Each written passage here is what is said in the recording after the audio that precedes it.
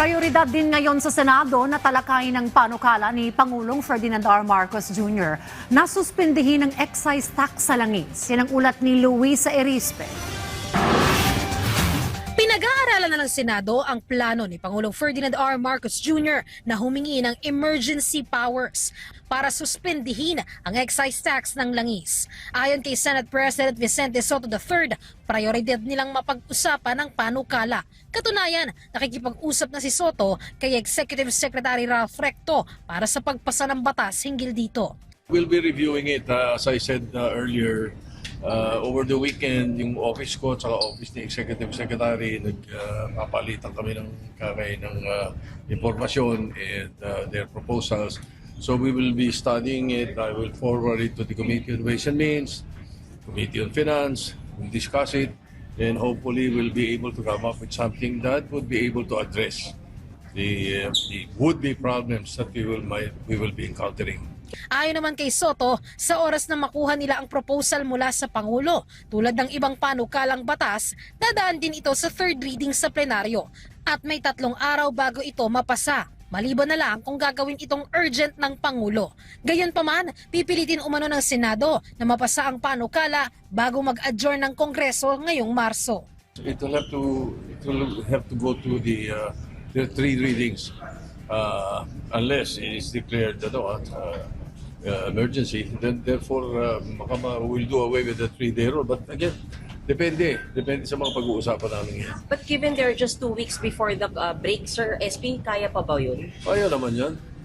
Kung talagang emergency Kaya yan. Pero may request. Si Senate President Pro Tempore Panfilo Lacson naman, pabor din na maipasa ang emergency powers sa Pangulo.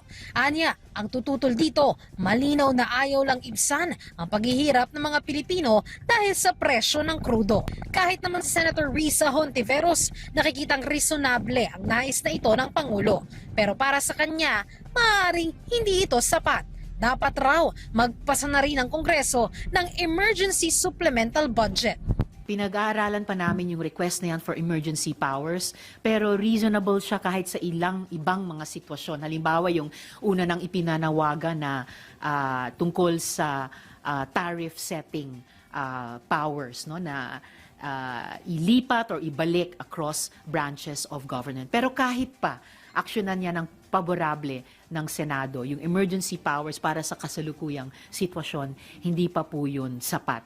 52.8 billion pesos raw ang kailangang pondo para sa emergency supplemental budget. 12 billion dito mapupunta sa transport sector, 2.8 billion para sa agricultural subsidy at 38 billion naman para sa pagpapauwi ng mga OFW. Sapat na raw ito para punan ang posibleng krisis dahil sa langis sa loob ng 1 taon. At kung magtutuloy-tuloy ang disruption sa global oil supply dahil sa giyera, kailangan ng saluhin ng gobyerno ang napipintong economic shock mula sa tumitinding oil crisis. Ang panawagan natin ngayon ay simple at hindi tingi-tingi. Kailangan ng pag-usapan, ihanda at ipasa ang isang emergency supplemental budget package na sa estima ng aking opisina ay aabot ng 52.8 billion pesos. Naniniwala naman ng senadora, may sapat na mapagkukunan ng pondo para sa supplemental budget. May pwede bang pagkunan ng pondo para sa supplemental budget? Oo. Nandyan ang tinatayang 70 billion pesos mula sa discontinued flood control projects noong 2025. Mayroon ding 2.5 billion pesos na pondo for farm machinery. Pwede tayong kumuha sa 17.5 billion pesos na pondo para sa pag-host at pag-chair ng Pilipinas sa ASEAN 2026 Summit. Kung sakali naman anya, pipilitin din nila itong maipasa bago matapos ang Marso. Samantala, pinasisilip din naman ang mga senadorang umano'y nananamantala sa pagtaas ng presyo ng langis. Si SP Sotto, ang tanong, may reserve pa.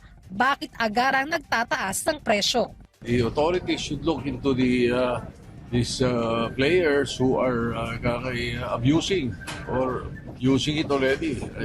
Sabi ng Presidente, if I recall it right, there was, I think, or there is at least 2 to 3 months na reserve. So, bakit sasamantalahin ng iba? Si SP Pro Tempore Lacson naman, hinimok ang publiko na magsumbong sa Philippine National Police at LGU sa mga gasolinahan o operators na nananamantala. Anya, pwedeng kasuhan ng mga ito ng hoarding and profiteering at hindi patas o deceptive sales practice. Si Senator Sherwin Gatchalian naman, kinokondena ang umano'y garapalang taas presyo tulad ng kamakailang napabalita na umabot sa 105 pesos kada litro sa diesel at 90 pesos naman sa kada litro ng gasolina. Malinaw, pinapahirapan lang nito ang mga tsuper, manggagawa at ordinaryong Pilipino. Pinaiimbestigahan niya ito sa Department of Energy upang masampahan ng karampatang kaso. Luisa Erispe para sa Pambansang TV sa Bagong Pilipinas.